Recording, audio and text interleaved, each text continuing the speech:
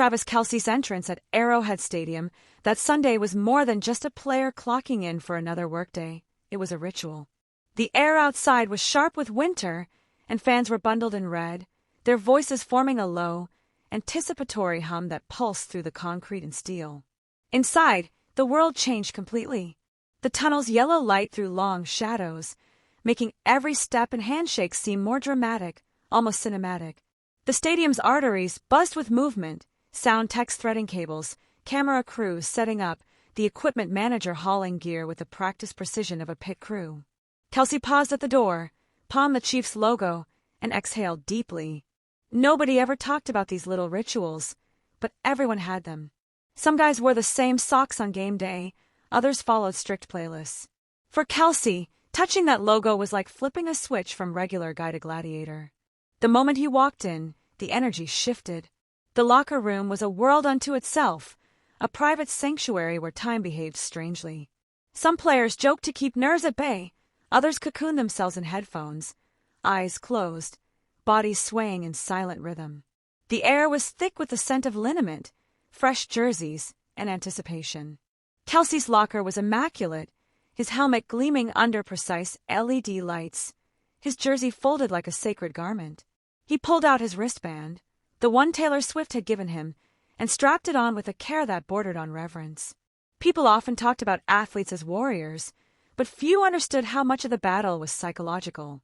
That wristband wasn't just fabric, it was armor, memory, and promise all at once.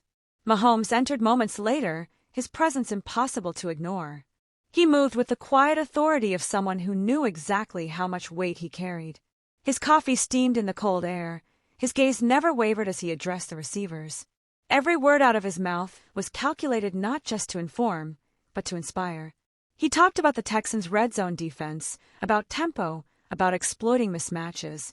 It was strategy, sure, but also something deeper, a way to focus the team's collective energy, to make them believe they could bend the game to their will. Kelce listened, internalizing every word.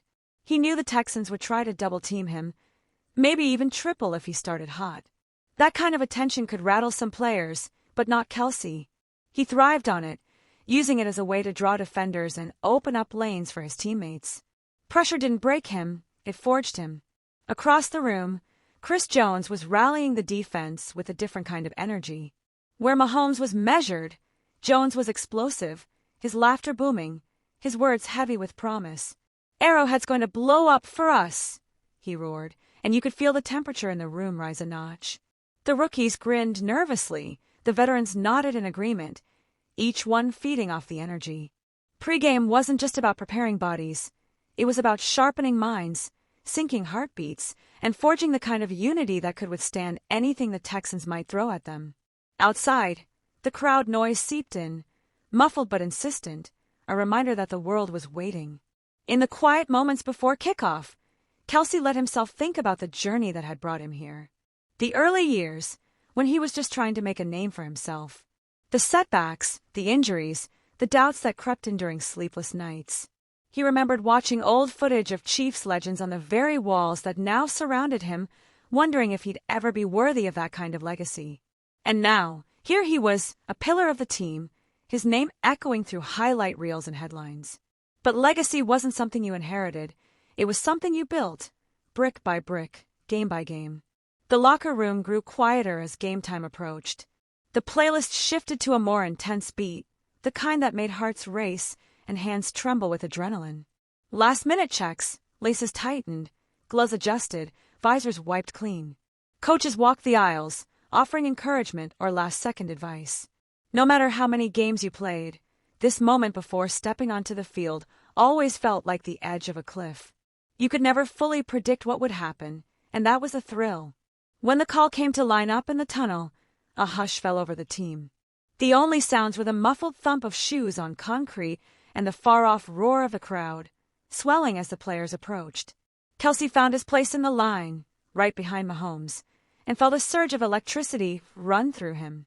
It was as if the entire season, every practice and every hardship had been building to this single moment. The doors at the end of the tunnel swung open, and the team emerged into a wall of sound so loud it was almost physical. Arrowhead was a living thing, its heart beating in time with the fans. Red and white flags waved in a blur, and somewhere in the stands, he knew, were the people who mattered most. Family, friends, the ones who believed in him from the start. The game itself unfolded like a thriller, every play loaded with significance. Mahomes was surgical, threading passes between defenders with impossible precision. Kelce drew double coverage, but still found ways to slip free, his routes unpredictable, his hands sure. Every catch was met with a roar. Every yard gained felt like another strike against the doubts that had ever haunted him. The Texans played with the desperation of a team with nothing to lose, their quarterback launching deep shots, their defense hitting hard. But the Chiefs had something more, a sense of destiny, of moments earned rather than given. Late in the fourth quarter, with the score razor close, Mahomes found Kelce in the end zone for a go-ahead touchdown. The celebration was pure release, a moment of chaos and joy as teammates mobbed him, the stadium shaking with noise. In those seconds, nothing else existed. The game ended with the Chiefs victorious, but the final score was almost secondary. What mattered was the journey, the rituals in the tunnel, the quiet focus in the locker room, the brotherhood forged under stadium lights. Kelce walked off the field, sweat-soaked and grinning, his wristband still in place. He paused at the same spot on the dugout door, touching the Chiefs' logo once more. Another game, another chapter in a story that was still being written. Arrowhead emptied slowly, the energy lingering in the cold night air. Reporters would write their stories. Analysts would break down the stats, but none of them would truly understand what it felt like to be in that locker room, to feel the weight and the joy of carrying a legacy forward. Kelce knew, though, and that was enough. The bus ride home was quieter, each player lost in his own thoughts, already thinking about the next challenge. The season would go on, filled with new tests and new triumphs.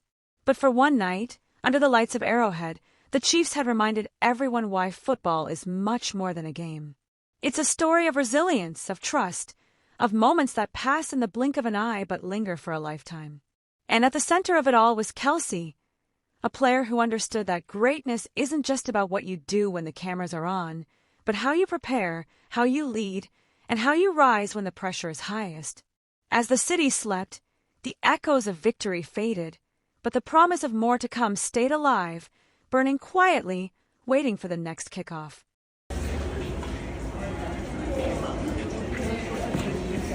Have fun with it.